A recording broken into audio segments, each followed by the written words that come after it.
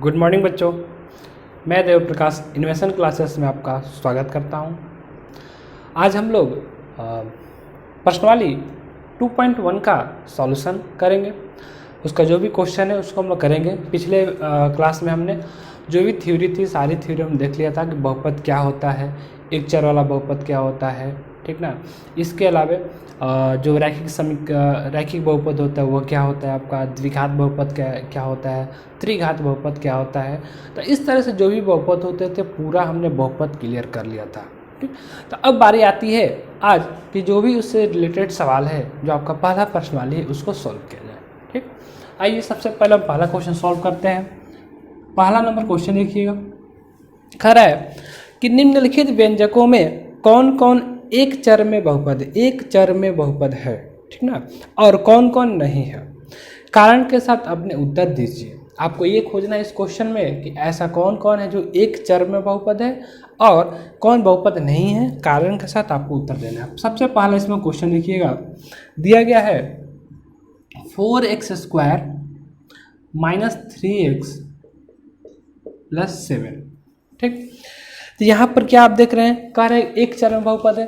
तो सबसे पहला चीज यहाँ पर चर आपका क्या है, केवल x है, ठीक ना। और एक द्विघात से बहुपद है, तो आपसे केवल इतना ही पूछा, तो आप लिख सकते हैं कि यह चर x में एक द्विघात बहुपद है, ठीक ना। क्वेश्चन में आपसे केवल ये पूछा है कि बहुपद है कि नहीं है एक चर में। आप क्लियर लिख सकते, यह चर x में एक बहुपद है। और मैंने थोड़ा उसमें क्या कर दिया है, अच्छा से लिख दिया है द्विघात बहुपद है। द्विघात बहुपद इसलिए कह रहे हैं क्योंकि यहाँ पर जो भी ये बहुपद आपका दिया गया है, इस बहुपद का जो चर है x है, जो मैक्सिमम जो आपका घातांक होता है कितना है, यहाँ पर 2 है। उसी के आधार पर इसका घात क्या हो जाएगा, 2 हो जाएगा। जब घात 2 है तो इसको क्या बोलेंगे, द्विघात बहुपद हम लोग बोलेंगे। ठीक है, दूसरा क्वेश्चन देखिएगा, y² + √2। यहाँ पर आपका जो चर है क्या है, y है। और बहुपद होने के लिए मैंने ये भी बताया था कि जो भी चर का जो पावर होगा वो पावर क्या होना चाहिए, आपका पूर्णांक होना चाहिए, ठीक ना। और पूर्णांक क्या होना चाहिए, धनात्मक पूर्णांक होना चाहिए। तो चूंकि यहाँ पर क्या धनात्मक पूर्णांक है, इसलिए क्या होगा, बहुपद हो। चर y में एक बहुपद है, क्योंकि y का घातांक एक धनात्मक पूर्णांक है। ठीक है, क्वेश्चन नंबर तीसरा देखते हैं। क्वेश्चन नंबर 3 है 3√t + t√2। इसको देखिए, तो इसको थोड़ा सा हम सॉल्व करते थे। यहाँ पर t का जो पावर दिया गया है कितना है, 1/2 है प्लस t√2 है। इसको समझिए, यहाँ पर देखिए जो आपका चर है, चर क्या है आपका, यहाँ पर t है। लेकिन जो आपका चर t है, इस t का जो घातांक है यानी जो पावर है वो आपका क्या है, देखिए तो फ्रैक्शन में है। तो नियम यह कहता है आपका कि अगर वो पूर्णांक होगा, धनात्मक पूर्णांक होगा, तभी वो कहा जाएगा कि वो बहुपद है, नहीं तो बहुपद नहीं है। आप लिखेंगे कि यह एक बहुपद नहीं है, यह एक बहुपद नहीं है, क्योंकि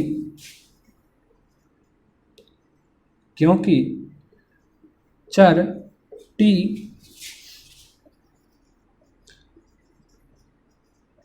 का घातांक एक भिन्न संख्या है। ये भिन्न संख्या है, यह भी लिख सकते थे, क्योंकि चर का जो घातांक है वह पूर्णांक संख्या नहीं है। ठीक है, हो गया। क्वेश्चन नंबर हम लोग देखते हैं इसके बाद 4।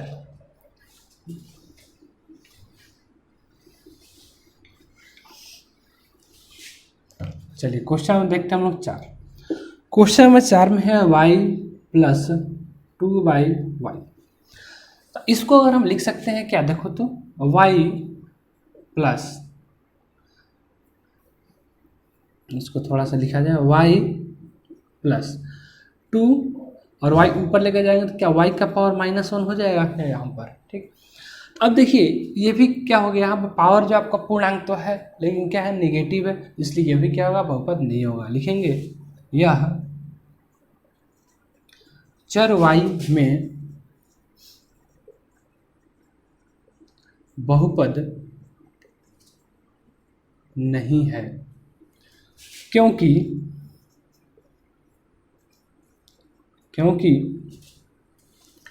y का घातांक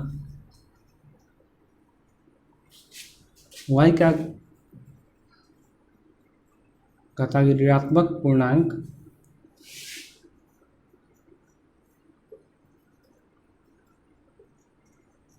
y का जो घातांक क्या है, ऋणात्मक पूर्णांक है। हो गया। क्वेश्चन नंबर 5,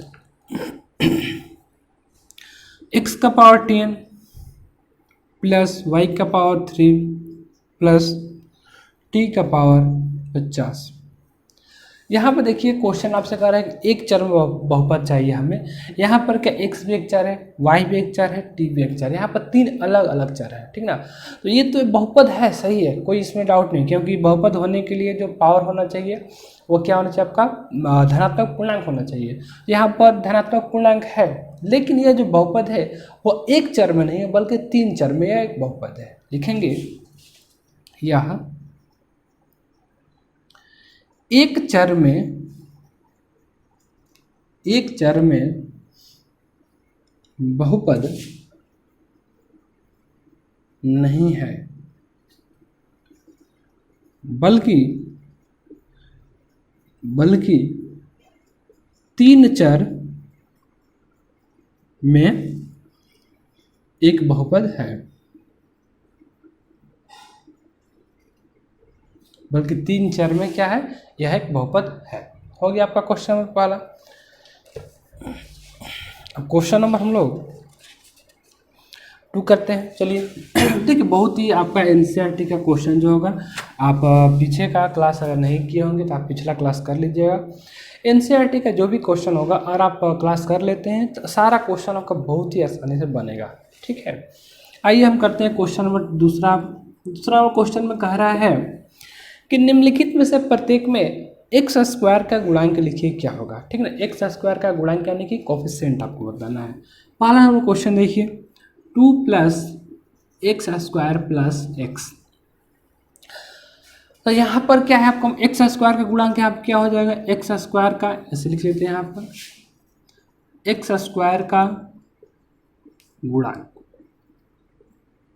बराबर हो जाएगा, यहाँ पर देखो तो एक्स स्क्वायर है ना, इसके साथ मल्टीप्लाई में क्या है, 1 है, तो यानी इसका गुणांक कितना हो जाएगा, 1 हो जाएगा।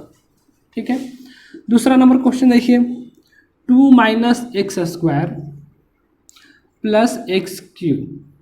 ठीक, तो ये जो बहुपद है, इस बहुपद में आप देखिएगा ध्यान से, तो इसको आप ऐसे भी लिख सकते हैं कि 2 प्लस -1 का एक्स स्क्वायर प्लस एक्स का पावर 3। और क्वेश्चन में आपसे पूछे एक्स स्क्वायर का गुणांक, देखो यहाँ पर एक्स स्क्वायर ये वाला पद है, आपको ये टर्म है, तो इसके साथ गुणा में क्या है, -1 है। यहाँ पर लिखिएगा कि एक्स स्क्वायर का गुणांक बराबर -1। ठीक है, क्वेश्चन नंबर 3 देखते हैं। कह रहा है कि π/2 एक्स स्क्वायर प्लस एक्स, तो यहाँ पर एक्स स्क्वायर का गुणांक क्या हो जाएगा, एक्स स्क्वायर का गुणांक जो हो जाएगा, देख लीजिए एक्स स्क्वायर यहाँ पे ये रहा और इसके साथ गुणा में क्या है आपका π/2 है, तो इसका गुणांक हो जाएगा π/2। कोई दिक्कत। क्वेश्चन नंबर 4, इसमें है √2 × x -1। यहाँ पर कह रहा है कि एक्स स्क्वायर का गुणांक क्या होगा, बताइए आप। तो अब देखिए ये जो चीज़ आप देख रहे हैं बहुपद आपका है, तो क्या इस रैखिक बहुपद में आपको कहीं भी एक्स स्क्वायर दिखाई दे रहा है, नहीं दिखाई दे रहा है। दिखाई नहीं दे रहा है, इसका मतलब क्या है, आप उसको समझ देखिए, इसको हम क्या लिख सकते हैं, क्या इस तरह से 0 × x² प्लस √2x -1। क्या दिक्कत है? अभी मैंने जीरो से क्या किया, गुणा किया एक्स स्क्वायर में, तो यानी पूरा जो टर्म क्या हो जाएगा, जीरो हो जाएगा। यानी कि एक्स स्क्वायर आपका गायब है, किसके वजह से गायब था? तो जीरो की वजह से गायब था। और यहाँ पर एक्स स्क्वायर का कोफिशिएंट क्या है, देखिए तो शून्य है आपका। तो लिखेंगे यहाँ पर कि इस क्वेश्चन में आपका एक्स स्क्वायर का जो कोफिशिएंट हो जाएगा, का गुणांक जो हो जाएगा, क्या हो जाएगा, शून्य हो जाएगा, जीरो हो जाएगा। ठीक है, आपका क्वेश्चन नंबर 2 भी यहाँ पर हो गया। चलिए अब हम लोग देखते हैं question number 3। Question number 3, question number 3 है कि 35 के घात के द्विपद का, ठीक ना। क्वेश्चन नंबर 3 है आपका, कह रहा है कि 35 के घात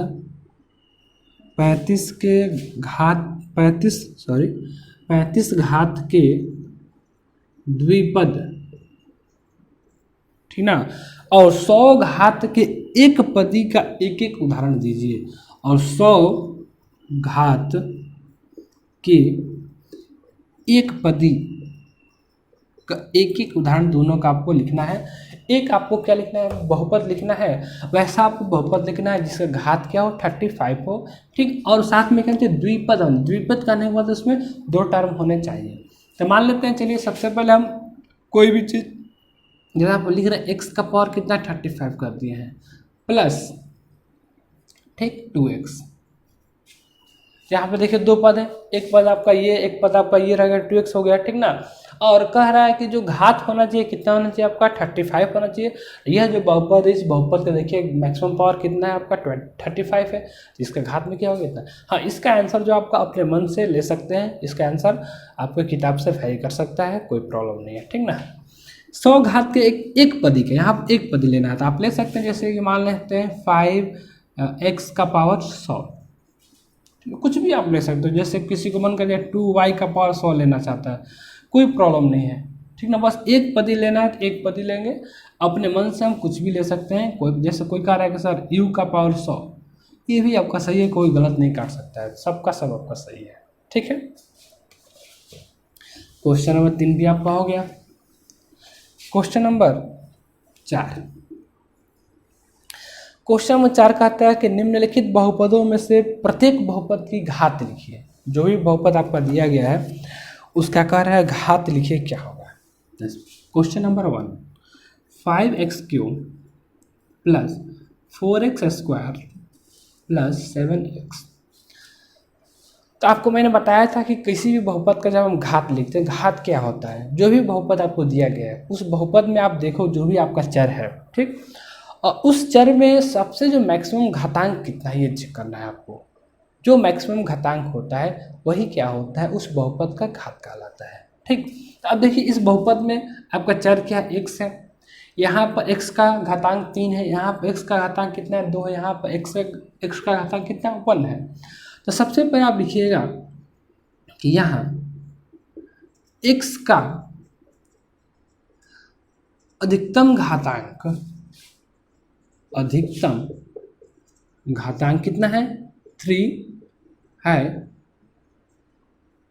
इसलिए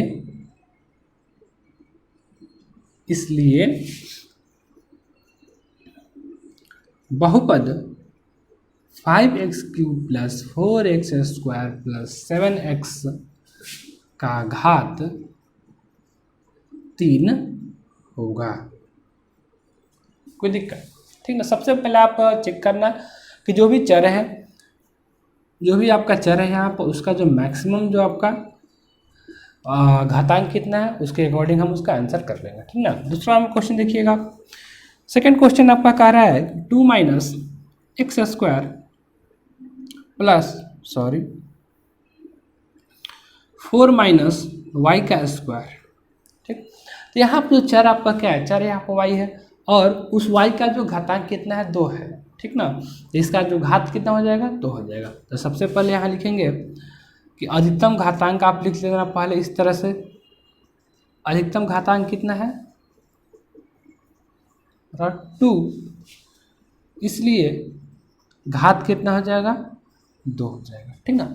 तो इस तरह के क्वेश्चन आपके नॉर्मली जितने भी पूछे जाते हैं सारे के सारे ऑब्जेक्टिव में पूछे जाते हैं, सब्जेक्टिव में आपका यहाँ से प्रश्न जल्दी नहीं पूछा जाता है। क्वेश्चन नंबर 3 देखिए, 5t √7 माइनस √7। यहाँ पर पूछ रहा है कि इसका बताइए घात कितना है, तो यहाँ पर t का पावर कितना है, 1 है आपका, तो इसका घात कितना हो जाएगा आपका 2 हो जाएगा, सॉरी 1 हो जाएगा। यहाँ पर पावर कितना है 1 है ना, तो 1 हो जाएगा घात इसका। क्वेश्चन नंबर 4 देखिए, यहाँ पर लिखा गया है 3, केवल 3 आपका, एक मतलब अचर बहुपद है आपका ये। तो यहाँ पर कुछ है x लिख सकते हैं क्या यहाँ पर, और इसका पावर कितना हम 0 कर सकते हैं कोई प्रॉब्लम, क्योंकि x का पावर 0 क्या होता है 1 के बराबर होता है, ठीक ना। तो यहाँ पर अगर आपसे पूछेगा घात बताइए इस बहुपद का, इसका बताइए घात कितना हो जाएगा 0 हो जाएगा, कोई दिक्कत, क्योंकि मैक्सिमम पावर है आपके आपको 0 मिल रहा है, इसका घात कितना हो जाएगा 0 हो जाएगा। हो गया आपका। अब आपका क्वेश्चन नंबर बचा आखिरी 5 नंबर।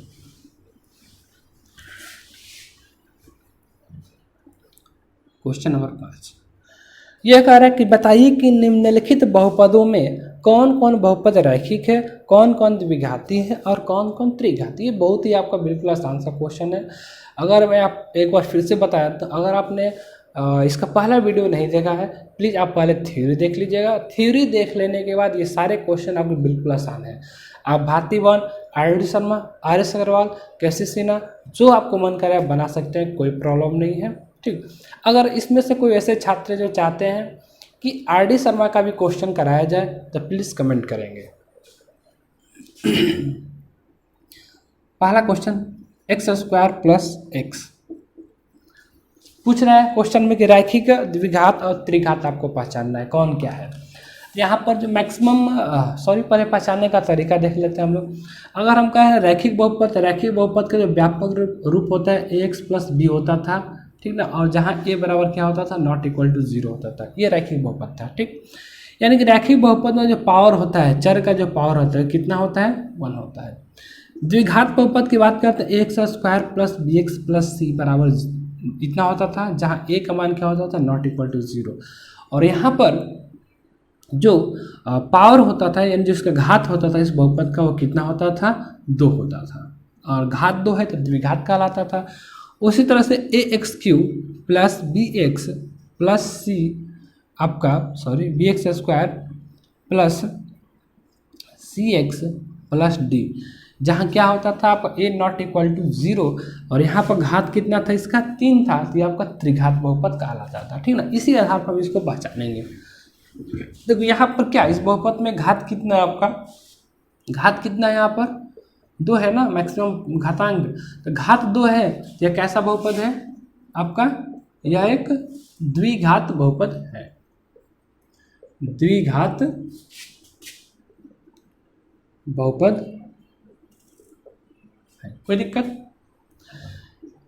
क्वेश्चन नंबर 2 देखिए, x - x³, ठीक है।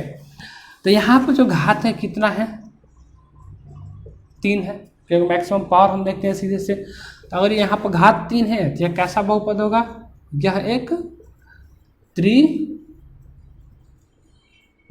बहुपद है। हो गया। क्वेश्चन नंबर 3 देखिए, y + y²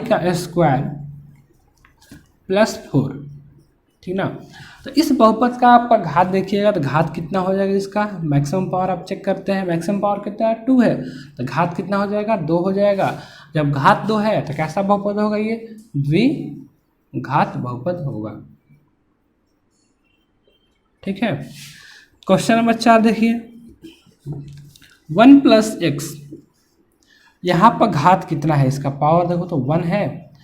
जब घात 1 रहता है तो उसको क्या बोलते हैं हम लोग, रैखिक बहुपद बोलते हैं। ये क्या हो जाएगा, रैखिक बहुपद, ठीक है। 5 नंबर देखिए, 3t, पावर कितना 1 है, यानी कि घात कितना हो गया इसका भी 1 हो जाएगा। कैसा बहुपद आपका, रैखिक बहुपद। उसके बाद दिया गया आपका 6 नंबर क्वेश्चन में पता नहीं क्या है दिखाए, टी का स्क्वायर मान लिया जाए। तो टी का अगर स्क्वायर दिया गया है तो ये आपका घात कितना हो जाएगा, यहाँ पर 2 है। जब घात 2 होगा तो कैसा बहुपद हो जाएगा, द्विघात बहुपद हो जाएगा। ठीक ना। तो एक चीज़ हमको समझ में आना चाहिए कि जितना घात उतना ही क्या हो जाएगा, वही उसका नाम बनेगा द्विघात बहुपद। और एक आखिरी क्वेश्चन आपका बचा 7x3। 7x3 question number 7। तो यहाँ पर जो घात है कितना है आपका, घात कितना है 3 है। तो घात अगर 3 है तो ये कैसा बहुपद कहलाएगा, त्रिघात बहुपद। त्रिघात बहुपद है। कोई दिक्कत, आपको ये कंप्लीट हो गया प्रश्नावली 2.1। ठीक।